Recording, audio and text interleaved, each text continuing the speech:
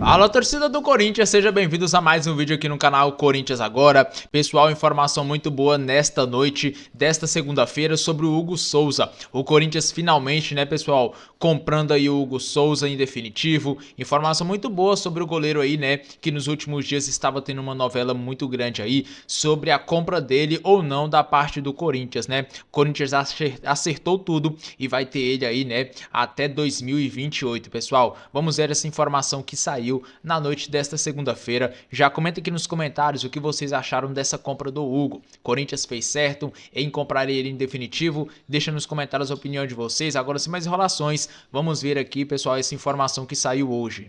Demorou, mas chegou o vídeo que você estava esperando, né? Da análise do jogo de Corinthians 3, Vasco da Gama 1. Mais do que uma análise do jogo, a gente precisa analisar o momento, né? O momento do Corinthians, ele é fabuloso. 6 vitórias seguidas, algo que não acontecia desde 2017, naquela arrancada do primeiro turno, em que decreta, né, praticamente o título brasileiro do Corinthians. Depois disso, o Corinthians sofreu muito ao longo dos campeonatos brasileiros subsequentes. E nos últimos anos, a gente não via uma arrancada como essa. E eu sei, vai ser tema desse vídeo também, mas especialmente para os próximos, a situação de Ramon e Emiliano Dias. Porque, assim como eu fui um crítico das eliminações, pela maneira como eles rifaram, né, as classificações do Corinthians, né, pelo menos do meu ponto de vista, com interferências diretas, né, da comissão técnica do Corinthians naqueles jogos, né, contra Flamengo e Racing, também preciso dar méritos pelo que vem acontecendo. E aí a gente precisa fazer uma análise como um todo, do tipo, na balança, o saldo é positivo? Essa é uma resposta que a gente vai ter ali na frente, mas a gente já pode falar a respeito disso. Mas antes disso, vamos entrar no jogo, porque Yuri Alberto e Memphis Depay, eles são responsáveis pelo que está acontecendo, né? De certa forma, junto do Ramon, junto do Garro, de outros jogadores, o Carrilho, por exemplo, mas o Yuri e o Memphis, eles têm sido a parte definidora, né? Os jogadores que estão resolvendo em termos de gols e assistências, junto do Garro. E sem os dois, qual foi o questionamento? Poxa, mas o Romero não vive lá uma grande fase técnica, né? Se bem que ele se dá muito bem em Itaquera, vamos ver. O Thales Magno, de que maneira será que ele vai corresponder contra o ex-time, inclusive, né? O time que o revelou. O Rodrigo Garro, de novo, foi o meia armador, a ponta do losango, o jogador mais próximo da área, para poder fazer aquele último passe, né, antes da finalização e servir os atacantes. Thales Magno e Romero, sem um jogador na referência, e na verdade o Corinthians nem tem jogado mais com um jogador de referência, seja o Memphis ou o Yuri, eles se movimentam e o modelo tático foi mantido. Isso eu achei interessante. Thales e Romero circularam muito, flutuaram muito, e embora num jogo em que o Corinthians tenha feito 3 gols e poderia ter feito mais e os atacantes não marcaram, eles tiveram uma importante atuação tática. Chamaram a marcação e o Romero acabou dando 2 assistências até. Acho importante a gente ressaltar nesse sentido. Agora, por que o Corinthians acabou tendo tanta facilidade? Teve a movimentação desses 2 jogadores de frente, né? Sem o Yuri Alberto e o Memphis, o Thales e o Romero puxaram muito a marcação e abriram espaços para que Rodrigo Garro desfilasse aquilo que ele tem de melhor, que é a aproximação na frente da área, e com liberdade ele realmente tem essa capacidade, e a sua exímia finalização. Poucos minutos antes dele marcar o primeiro gol, aos 10 minutos já sai o primeiro gol do Corinthians, o Garro recebe como um centroavante, um cruzamento que vem da direita do Carrilho, milimetricamente na cabeça do Garro, que não dá nem para dizer que ele vence a defesa, né? O João Vitor vai mal no bote, né? O tempo de bola ele erra completamente também. A bola do Carrilho foi com GPS e o Garro de cabeça joga por cima, mas estava sozinho, estava livre, ela veio na cabeça dele. O Rodrigo Garro, pequenininho, atacando o espaço, praticamente como um falso 9, um centroavante. Antes disso ainda, no primeiro minuto, o Romero recebeu uma bola e num voleio quase faz um golaço. A defesa do Vasco, gente, deu aquela colaborada. Eu não estou aqui tirando mérito da vitória e da atuação do Corinthians, tá? Porque o Corinthians encurralou o Vasco. Quando o Vasco tentou se dar conta do que estava acontecendo, já estava perdendo de 3-0. O Corinthians amassou o Vasco, encurralando o Vasco no seu campo, e a defesa estava zonza, os caras estavam errando tudo. E aí, perdidos do jeito que estavam, o Corinthians começou a trocar passes de uma forma tão encaixada, tão dinâmica, numa mecânica tão interessante, que A defesa do Vasco não achava o Corinthians. O Rafael Paiva, que inclusive já foi demitido e, na minha opinião, já deveria ter sido antes desse jogo, porque depois que ele perde para o Inter e a torcida xinga ele e ele rebate na entrevista coletiva, ali o clima já tinha zerado. Mas mantiveram ele para esse jogo e, bom, ali não tinha muito mais o que fazer. Com 30 minutos ele muda o time. Ele coloca mais um zagueiro, o Maicon, aquele que todo mundo conhece, né? Que já é um veterano, mas tudo bem. Ao lado do Léo e do João Vitor, ele tentou botar mais alguém ali na grande área para evitar um 6-0, um 7-0, porque tava bizarro, gente. O Corinthians fez 3 no primeiro tempo, poderia ter feito 5 ou 6 ao natural. E mesmo assim não adiantou, né? Porque a bola aérea continuou sendo um martírio. O Corinthians perdeu gols ainda com o André Ramalho no começo do segundo tempo e, no caso, né, o Gustavo Henrique acabou fazendo um dos gols do Corinthians de cabeça numa bola parada. Foi o primeiro gol do jogo. Aí depois o Garro faz o segundo e faz o terceiro em jogadas muito parecidas, né? À frente da área ele recebe e finaliza. Primeiro num canto do Léo Jardim e depois no outro canto. Nesse terceiro gol, depois de 14 passes trocados, com o Corinthians envolvendo completamente a defesa do Vasco. Então, assim, um Vasco zonzo, irregular, com muitas limitações na temporada, com técnico demissionário, tudo isso é verdade, isso é uma parte do processo da análise. A outra é que o Corinthians jogou demais, demais, e sem 2 dos principais jogadores do time. E aí você vê que os 2 da frente, que substituíram esses 2 jogadores, foram muito bem a ponto de abrir espaço para o Rodrigo Garro, que é a outra ponta desse grande momento, é um outro grande responsável pelo que o Corinthians vive. O Garro já tinha sido importante, mesmo nos tempos difíceis com o Antônio Oliveira, mesmo nos tempos difíceis de Ramon Dias, o Garro já era um cara importante. Eu acho que a sequência de jogos, com as decisões nas Copas e fazendo com que o Corinthians jogasse de 3 em 3 dias naquele momento, desgastava demais o Garro. Ele não conseguia tirar o melhor dele, porque ele sempre pifava os caras, sempre, sempre. Sempre teve essa qualidade. Ao mesmo tempo que o tempo foi passando e ele foi se adaptando cada vez mais. E aí quando ele pega um Memphis Depay, que é um cara que muda completamente o patamar do time, potencializa o jogo do Yuri, e o Yuri se torna o artilheiro que se tornou, o Rodrigo Garro cresceu demais, porque aí ele teve à sua frente possibilidades. E quando ele pega na bola, ele percebe esses 2 jogadores movimentando, fica mais fácil de trabalhar. E o Garro, aos 26 anos, nesse momento, tem o chamado duplo-duplo, para quem é do basquete. Ele tem mais de uma dezena de gols e de assistências. Estamos falando de 12 gols e 14 assistências, 26 participações em gols do camisa 10 do Corinthians. Olha-se a 10 nos últimos tempos, né? Vai para o Matias Rojas, volta, o Roger Guedes pega 10, depois, né, a 1, 2, 3, a 1, 2, 3 não, né, a 1, 2, 3 que ele queria, né, isso. Aí depois ele volta para 10 e tal. Hoje o Corinthians tem um legítimo camisa 10. Dinâmico, de movimentação, de aproximação, de finalização, de gols, de muitas assistências, de cobranças de falta, de bola parada. O gol do Gustavo Henrique é uma cobrança de escanteio do Rodrigo Garro pornográfica. Ela faz uma curva, uma parábola, e a bola vai saindo do goleiro e cai na cabeça do gigantão Gustavo Henrique, que pouco subiu, né, nas costas do Lucas Piton, que nada pôde fazer, e ali o Corinthians faz o seu primeiro gol. Primeiro tempo, gente, 3-0, e era papo de 5 ou 6 ao natural. Vem o segundo tempo, já com as trocas do Rafael Paiva, né? Ele tirou um atacante lá, o Leandrinho botou o Maicon na zaga, tirou o Paulo Henrique lateral, botou o Emiliano Rodrigues, porque aí ele desloca o Pumita, né? Basicamente como um atacante. Na verdade, o Emiliano vira um centroavante quando ele tira o Verratti no segundo tempo, para o Pumita ser esse atacante. Nesse momento ele virou só lateral, para tentar evitar o que seria o pior. E realmente o Corinthians baixou o ritmo. Eu até me questionei durante o jogo, que contra o Atlético Paranaense, lembra? O Corinthians começou muito bem, 2-0, tomou 2-2. Cruzeiro, 2-0, depois tomou um gol do Cruzeiro e tomou alguns sustos ali também. Eu falei, será que o Corinthians vai diminuir o ritmo? Não tem como continuar daquela maneira. Mas não pode baixar muito, porque embora esteja 3-0, não pode deixar o jogo ficar perigoso, né? E tal. E, cara, é momento de você fazer saldo, de você empurrar o teu adversário pela primeira vez nesse campeonato.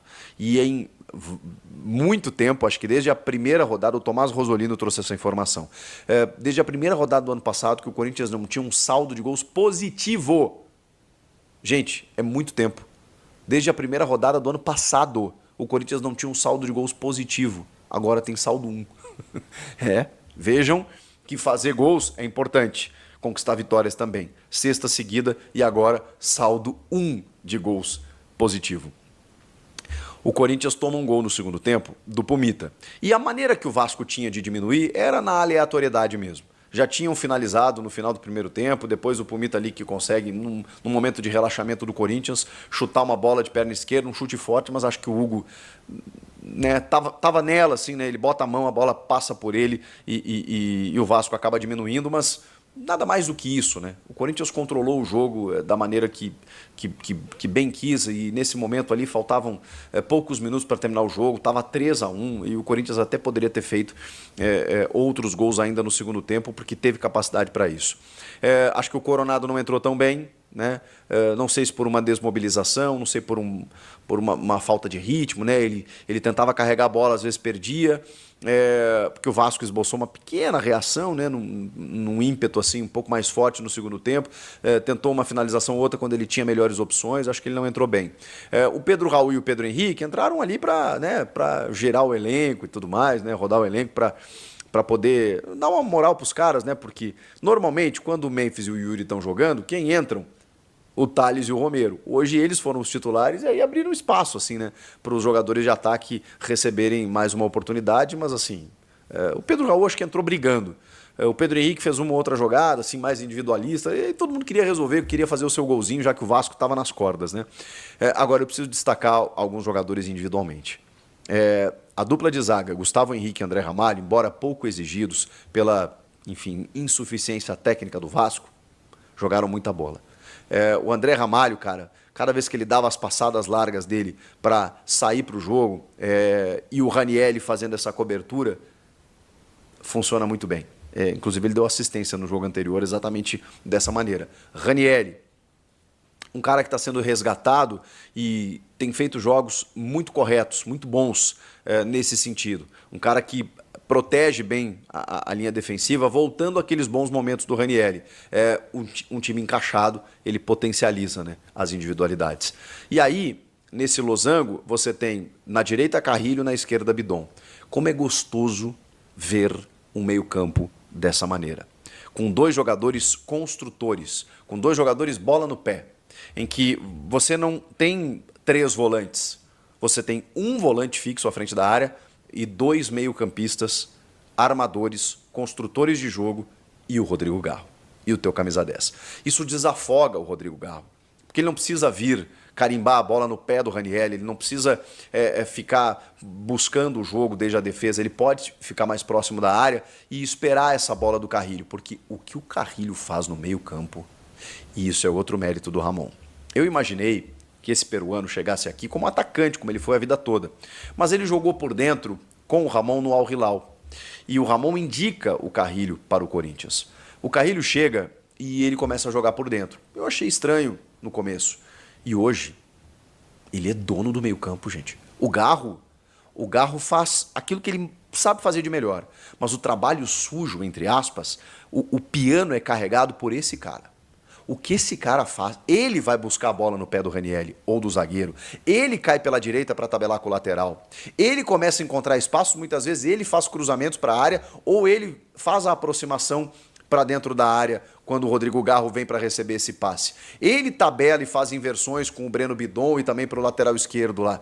Ele circula ali no meio, deixando os jogadores do adversário zonzos, porque ele tem uma movimentação. E outra, sem fazer força, tá? Caminhando. O Carrilho não corre. Presta atenção. Ele, no máximo, dá uma passadinha mais larga, assim. Mas ele caminhando, ele distribui o jogo. Que jogador! E chegou sem pompa, tá? Chegou junto do Memphis. Claro, os holofotes todos no holandês. E ele aqui, posturado, quietinho. Hoje é dono do meio. O Bidon é discreto, tá? Mas o Bidon, pelo lado esquerdo, faz quase a mesma coisa. O Bidon tem uma capacidade de leitura de jogo, de se desmarcar, que quando os caras vão passar para ele tá no pescocinho aqui, ó. Ele tá mapeando o jogo. Aí quando ele recebe a bola, ele já sabe o que vai fazer. Eu ainda sinto falta, Bidon, você é craque, moleque. Pisa mais na área. Tenha mais confiança para finalizar. No jogo anterior contra o Cruzeiro, ele recebeu uma bola pelo lado direito, e aí ele não sabia se ele chutava, se ele cruzava, ele quis servir o Memphis. Vai pro gol, moleque.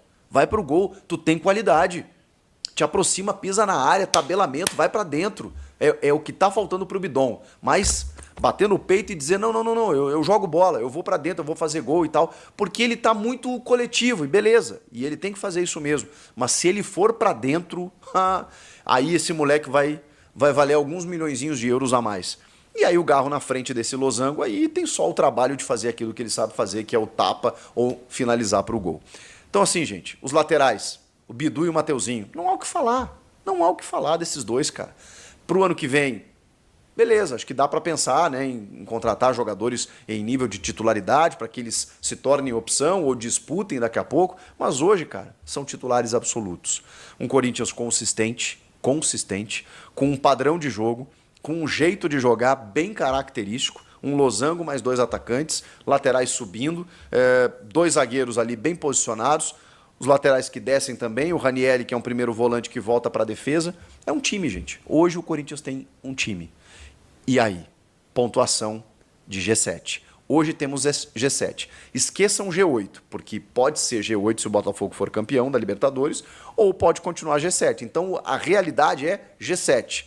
O Corinthians tem que chegar no 7º. E chegou na pontuação. Olha que loucura. Cruzeiro é 7º, Bahia é 8º e o Corinthians o 9º. Todos com 47 pontos. O Cruzeiro tem um jogo a menos contra o Grêmio na quarta-feira. Eu não sei de verdade o que pode acontecer nesse jogo, porque o Cruzeiro foi amassado pelo Racing na Sul-Americana, tá todo mundo meio abatido, né? O jogo é em casa, mas o Cruzeiro tem que voltar para o Brasileiro. Tem que tentar garantir essa vaga via Campeonato Brasileiro. O Grêmio tá também querendo reagir, então eu não sei o que pode acontecer. Mas o Corinthians chegou. E o Corinthians está jogando mais do que todos eles. Do que o Cruzeiro, do que o Bahia, do que o Vasco nem se fala, do que o Atlético Mineiro. 3 jogos finais. Criciúma fora, Bahia em casa, Grêmio fora. Na tendência, dá para ganhar os 3. Tá jogando mais do que todos. Esse é o Corinthians. Libertadores, Copa do Brasil e terminar o ano de uma forma muito melhor do que a gente imaginava há alguns meses atrás, algumas semanas atrás. Galera, notícia boa aí sobre o Hugo Souza, né?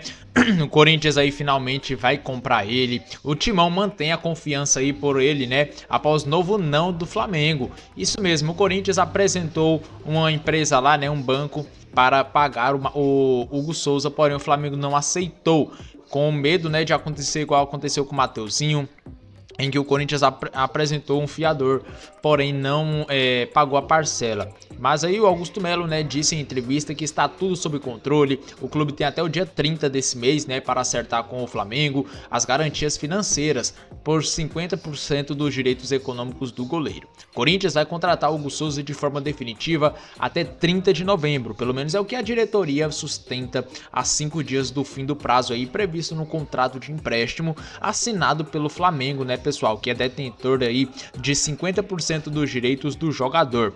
O clube trabalha com alternativas depois de o Flamengo rejeitar a segunda garantia bancária apresentada pelo Timão para realizar o pagamento aí de 4,8 milhões de reais, firmados em contrato em 4 parcelas a partir de janeiro de 2025. Há a chance, né, de apresentar outra garantia bancária ou até o pagamento à vista do valor. Corinthians não descarta, né, pagar o Hugo Souza à vista. Corinthians tem dinheiro para isso, porém tá tentando aí, né, pagar por mês parcelas aí para não ficar muito pesado para o clube, que vem passando por um momento de reestruturação financeira, né? Então o Corinthians aí tá se apegando ao contrato, porém, né, busca o cumprimento do acordo anteriormente firmado com o Flamengo, que prevê aí a compra dos direitos, né, 50% em 4 parcelas. Vai ser muito melhor para o Corinthians dividir em 4 parcelas, porque aí não precisa tirar praticamente 5 milhões ali à vista do caixa, né? Então o Corinthians vai fazer de tudo aí para comprar ele. O Hugo Souza, que já caiu nas graças da torcida, né? Olha só ele aí tirando foto com os torcedores do Timão. O Hugo Souza é um grande jogador. Tenho certeza que ele vai permanecer aqui. Ele já falou que quer ficar. Então não tem como ele voltar para lá. O Corinthians vai fazer de tudo para manter ele aí em 2025, né? É um grande jogador. Para mim, um dos principais jogadores que chegaram nessa janela de meio do ano. Junto com o Memphis Depay, né? André Carrillo, Charles, veio também o Alex Santana, veio também, né, o André Ramalho, zagueirão titular. E para mim o principal foi aí, tirando o Memphis Depay, foi o Hugo, né? Que era uma posição que estava muito carente. O Matheus Donelli, a torcida não estava apoiando muito, né? Na verdade apoiava, mas o Donelli em campo não desempenhava aquilo que a torcida queria. Aí chegou o Hugo Souza aí, né? E já pegou a vaga de titular. Vem fazendo um grande trabalho aí com a camisa do Corinthians e tem tudo, né, para continuar aqui muitos anos. O contrato dele novo aí deve ser cerca de 4 ou 3 anos, pessoal. Vai ser de 2027 ou 2028, tá? Não sei ainda, mas alguns setoristas afirmaram que é até 2028. O Corinthians quer fazer um contrato longo porque sabe do potencial do Hugo, sabe que ele pode ser um grande ídolo aqui no Timão e é isso que queremos, né? Tomara que ele seja igual o Cássio ou até melhor. Se for melhor é até bom, né, que vai ajudar bastante o clube. Ele aí que vem fazendo um bom trabalho, em entrevistas aí já se emocionou bastante, né, na sua estreia aí ele falou sobre a sua vinda para o Timão, falou que era o lugar que ele queria estar e é aqui que ele tá dando certo, né, então vamos torcer aí para ele continuar dando o seu melhor aqui em campo, né, e quem sabe em breve conquistar um título aí com a camisa do Timão. Garra, raça, disposição, vontade ele tem. Então agora só falta um título aí para coroar essa passagem dele aqui pelo Timão. Mas comenta aqui o que vocês acham aí da compra em definitivo do Hugo. O Corinthians está fazendo certo comprar ele? Deixa aqui nos comentários, galera, a opinião de vocês. Agora sem mais enrolações, eu vou ficando por aqui. Aquele grande abraço e até o próximo vídeo, pessoal.